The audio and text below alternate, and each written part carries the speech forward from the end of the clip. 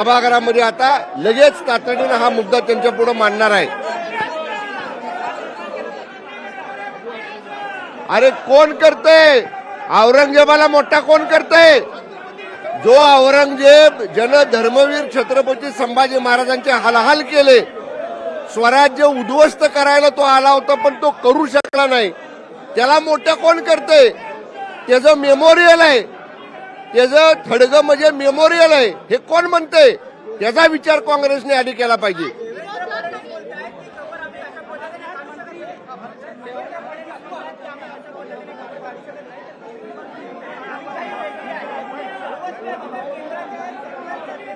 हे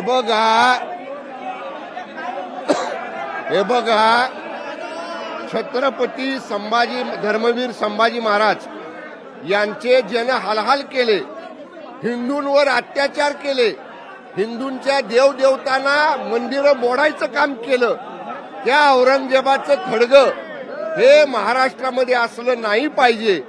पण आम्ही शासनामध्ये जरी असलो तरी कायदेशीर मार्गानं आम्ही केंद्राकडे हे मांडू, आम्ही केंद्राला विनंती करू। आणि म्हणूनच आज विधानसभेमध्ये आम्ही जरी सरकारमध्ये मंत्री असलो, मी मगाशी म्हटलं तसं आम्ही आमदार मंत्री नंतर आहोत। या सर्व घडामोडींवरती आपलं लक्ष